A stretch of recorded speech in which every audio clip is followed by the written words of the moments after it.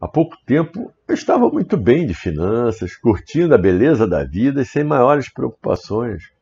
Agora me vejo prestes a sucumbir em um apartamento, preocupado com as finanças e tentando encontrar onde me segurar para suportar essa mudança brusca, esse giro da vida. E pensava, o que eu tenho que fazer para modificar isso?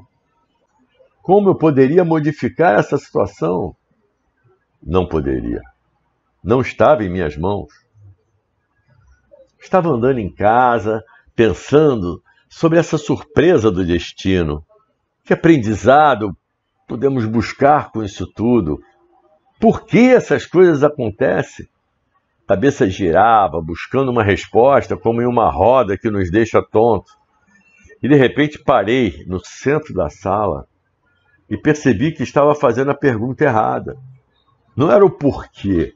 O certo seria perguntar para que servem essas mudanças. Quando compreendi isso, tudo ficou mais claro. Eu tinha que buscar o meu centro pessoal, o meu equilíbrio interno, como já havia feito em dias anteriores. No centro da roda, não ficamos tontos com seu giro. Aguardamos com serenidade a mudança, pois tudo passa, e isso também vai passar. Mas centrado em mim mesmo, pude perceber como as mudanças podem ser proveitosas se aprendemos as suas lições. Mas precisava voltar. E voltei à luta pela sobrevivência, preparando meus trabalhos e ampliando meus contatos virtuais para que aumentassem também minhas possibilidades. Comecei a enviar alguns projetos por e-mails para apreciação dos clientes. Mandei 1, 2, 3, 4 e mandaria quantos mais fossem necessários até que me respondesse. Sentia que teria que ter persistência naquilo que queria. Era vírus de um lado, quarentena de outro, trabalho escasso e muita informação apocalíptica e desnecessária chegando a todo momento. Também fiz minhas preces e meditações em busca de algo maior que pudesse me trazer força suficiente para seguir em frente.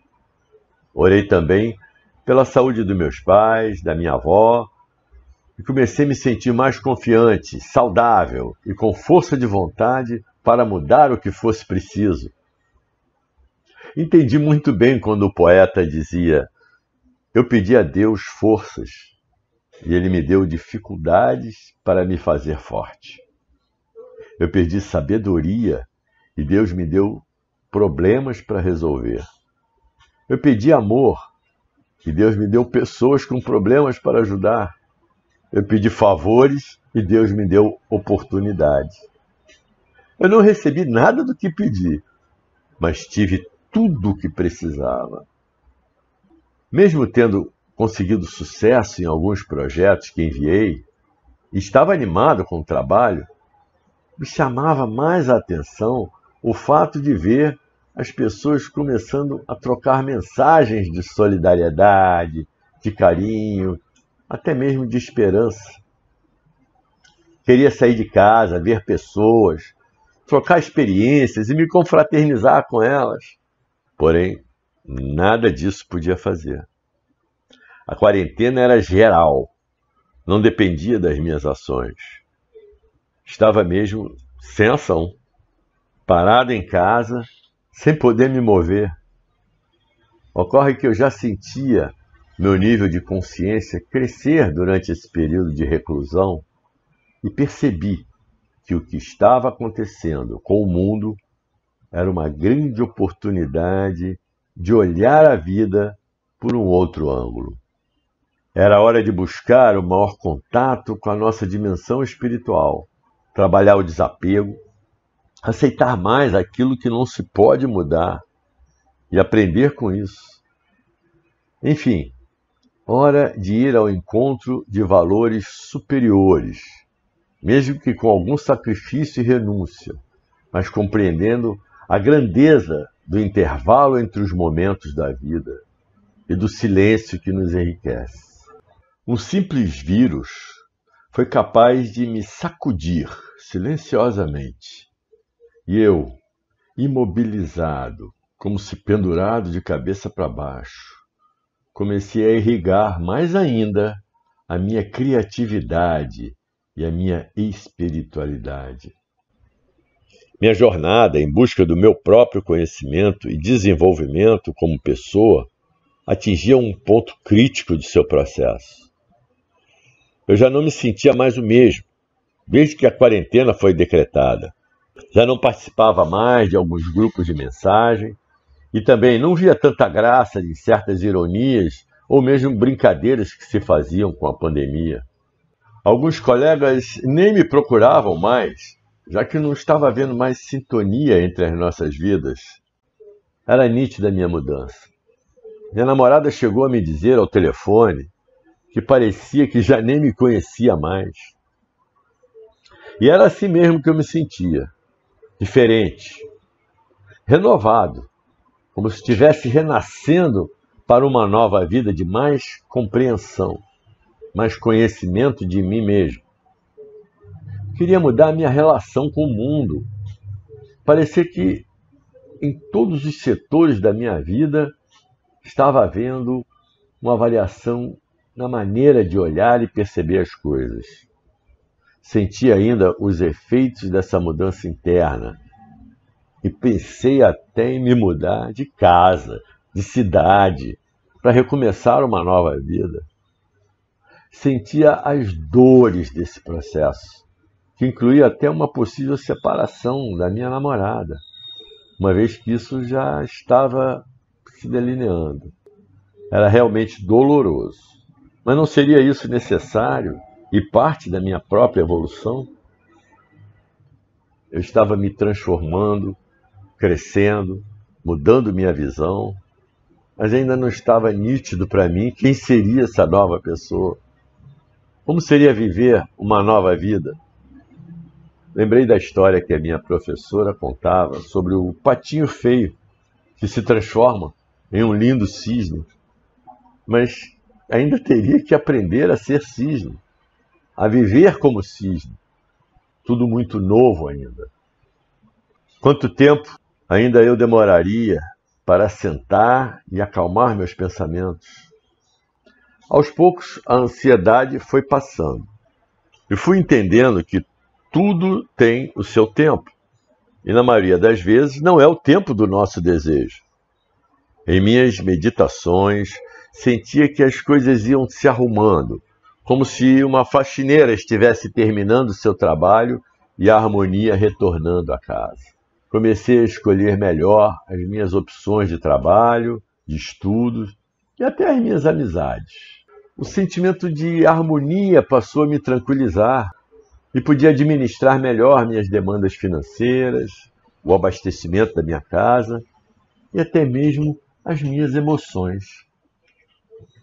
Busquei me reconciliar com a minha namorada e, por meio de uma longa conversa virtual, sentimos que era o momento de nos encontrarmos e passarmos algum tempo juntos, já que nenhum dos dois havia tido qualquer contato ou apresentava qualquer sintoma daquela doença. Havia uma grande vontade de nos entregarmos um ao outro e ela compartilhava esse desejo com muita calma também. Ela não morava longe e, em poucos minutos, eu me arrumei e fui buscá-la com sua pequena mochila, trazendo algumas roupas e acessórios pessoais. Voltamos para casa, envoltos em uma atmosfera amorosa e tranquila. E assim passamos alguns dias juntos, que nem percebemos, pois o tempo já não era tão importante e passava sem que precisássemos controlá-lo. Essa convivência nos fazia muito bem. Também trazia algumas questões interessantes para o nosso aprendizado. Nossa energia sexual foi crescendo e já estava no auge. Por vezes nos deixávamos ficar longo tempo desfrutando de suas vibrações.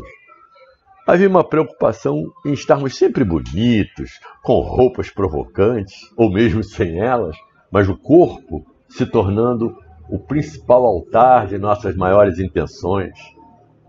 Fizemos também muitas compras pela internet de coisas que depois iríamos nos perguntar se eram mesmo necessárias. O dinheiro estava até fluindo bem, pois algumas consultorias virtuais estavam acontecendo. E eu também trabalhava muito para isso nessa época. Mas os gastos aumentavam enormemente. Baixei algumas aplicações financeiras que tinha no banco e que poderia dar para cobrir o que estávamos consumindo. Mas confesso que já começava a me estressar aquela situação. Até comentei com uma amiga do meu grupo de mensagens e ela entendeu bem. Conversamos muitas vezes sobre o assunto. Comecei a perceber um certo interesse dela também experimentar algo diferente comigo. Isso trouxe alguma preocupação, mas também uma possibilidade a ser considerada. A agitação estava enorme em volta de mim e aos poucos comecei a perder o foco do meu trabalho, da casa, do meu próprio crescimento pessoal. Não estava mal com a namorada, pelo contrário, nossa paixão crescia. Mas crescia junto um incômodo e um desconforto interno inexplicável. E eu achava que já tinha aprendido quase tudo nessa minha jornada durante a quarentena.